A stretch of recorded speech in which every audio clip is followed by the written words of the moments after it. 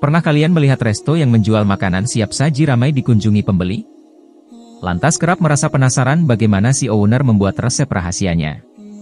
Apakah ada resep khusus atau cara membuatnya? Ada seorang nenek 80 tahun yang diketahui berasal dari Bermargayo.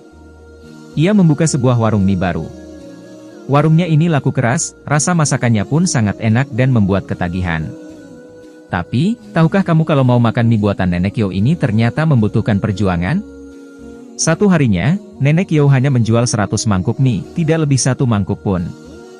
Banyak orang yang kemudian berkomentar, nenek ini sungguh mengesalkan. Sengaja menyusahkan konsumen yang ingin membeli mie. Percuma rasanya enak, kita tidak usah ke sini lagi ya. Tapi, setiap harinya tetap saja banyak orang yang mengantre dari pagi untuk bisa menikmati mie buatan Nenek Yo.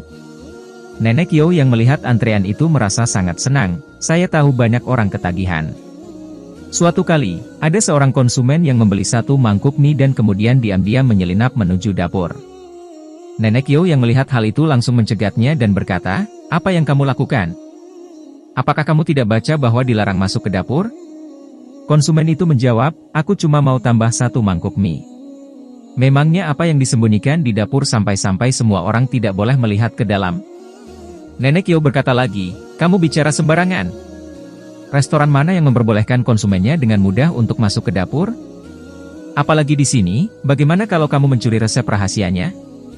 Semakin Nenek Yo berusaha mencegah orang masuk ke dapurnya, orang-orang malah semakin penasaran. Ada yang bilang pernah mendengar suara tangisan seorang wanita dari dalamnya dan lain-lain.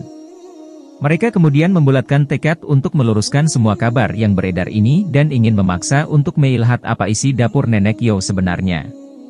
Mereka lalu mendatangi warung mie Nenek Yo. "Kami semua penasaran dengan isi dapur nenek. Pokoknya hari ini kami harus masuk dan melihatnya." Selesai mereka mengatakan kalimat itu, tiba-tiba dari dapur terdengar suara seorang wanita yang menangis. Nenek Yo bergumam, "Mengapa dia harus menangis sekarang?" Dengan enggan Nenek Yo membuka pintu dapur. Seketika orang-orang itu melihat seorang wanita yang sedang membuat adonan mie sambil menangis dan menyanyikan lagu yang tidak mereka mengerti.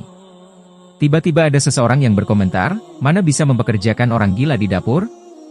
Nenek Yo menjawab, "Ia berasal dari desa yang sama denganku. Tahun lalu suaminya meninggal dan ia sangat terpukul karenanya. Tapi mie buatannya sangat enak, karena itulah aku membuka warung mie ini. 100 mangkuk mie yang dijual per hari itu semuanya dibuat dalam pengawasanku dan aku jamin semuanya aman." Nenek Yo menambahkan, semua mie yang dijual itu adalah mie yang dibuat saat ia belum mulai menangis, jadi benar-benar aman. Resep mie ini adalah ia dan suaminya yang menemukan, sehingga ketika membuat mie ini, ia bisa tiba-tiba teringat suaminya yang sudah meninggal dan ia akan langsung menangis. Karena itu aku membatasi hanya menjual 100 mangkuk saja per hari. Mie yang kena air mata ini tidak akan dijual kepada kalian, lihat saja, semuanya aku buang ke sini. Nenek Yo kemudian menunjukkan sebuah tempat sampah besar yang berisi banyak adonan mie. Apakah kalian tahu bahwa hidupnya berkekurangan?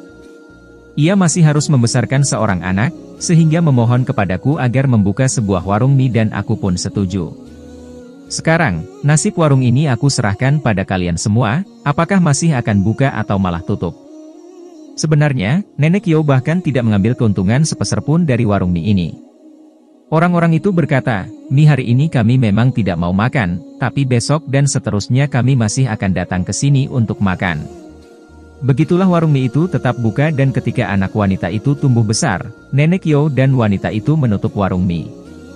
Sebelum pergi dari sana, anak wanita itu membungkuk pada orang-orang dan berkata, "Terima kasih."